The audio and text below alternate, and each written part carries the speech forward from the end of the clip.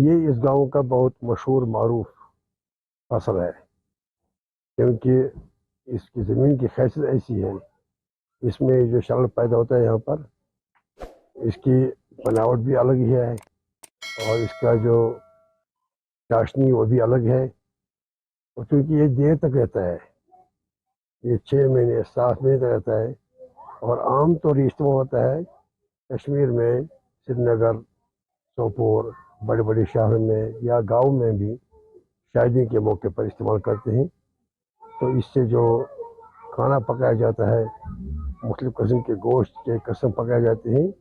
اس میں استعمال کیا جاتا ہے تاکہ وہ بہت لذیذ رہتا ہے۔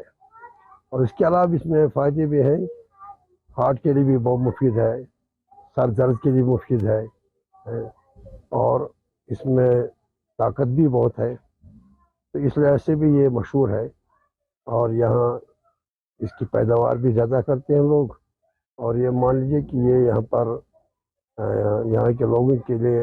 روزگار کا یہ اہم وسیلہ ہے۔ ہم اس گاؤں میں خالی پیاز بناتے ہیں، جو کشمیری میں پران بولتے ہیں، سب سے بہت وہی روزگار ہے ہمارا، اور روزگار یہاں پر کوئی نہیں ہے، امپلائی بھی زیادہ یہاں پر نہیں ہے۔ ہم تو سبھی جو بھی 180 چولہے اس میں تقریباً 1200 آبادی ہے اس بوتو میں،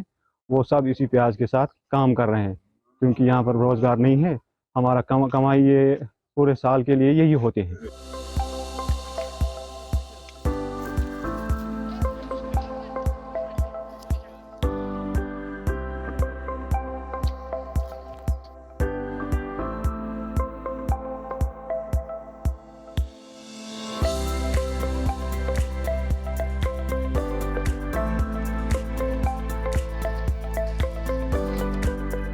2 سال پہلے میں اس علاقے میں گیا، اور وہاں کے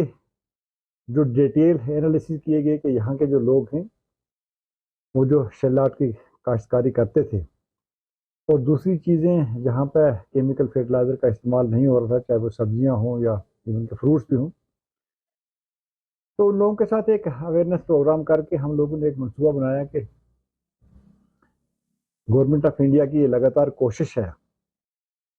کہ ویسے ایریاز کو فرسٹ ہینڈ میں لیا جائے کہ جہاں پہ کیمیکل فرٹیلائزر کا استعمال نہیں ہو رہا یا بڑا کم مقدار میں ہو رہا ہے۔ اس کے لیے جتنے بھی لوازمات پورے کرنے تھے وہ کیے، اور مجھے فخر سے یہ بات کہنی پڑتی ہے کہ جب ہم نے ایک ڈیٹیل سواٹ انالیسس اس جگہ کیا کیا تھا، ہم لوگوں نے کسانوں سے بات کی، جو پروڈیوس وہاں ان کا اس وقت 8,000 سے 9,000 روپے کلو میں بکتا تھا، جب ہم نے آرگینک سرٹیفکیشن کے لحاظ سے وہ لوازمات پورے کرنے کے بعد اس کو آرگینک سرٹیفکیشن ڈکلیئر کیا،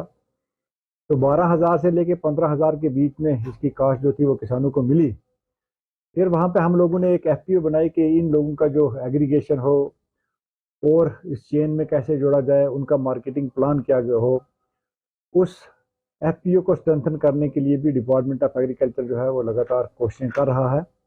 ہم یہ چاہتے ہیں کہ جہاں ہم جموں کشمیر کی کلائمیٹک کنڈیشن کو اپنی اپارچونٹی سمجھتے ہیں، اور تمام وہ چیزیں جو ہیں ایگریکلچر اینڈ الائڈ سیکٹر کی بڑے پیمانے پہ ان کو ترجیح دی جا رہی ہے، تو ہالسٹک ایگریکلچر ڈیولپمنٹ کا جو پروگرام ہے وہ اس چیز کے لیے ہمارے پاس ایک بہت بڑا سکوپ ہے کہ ہم اس تمام علاقہ جات کے جتنے بھی پروڈیوس ہیں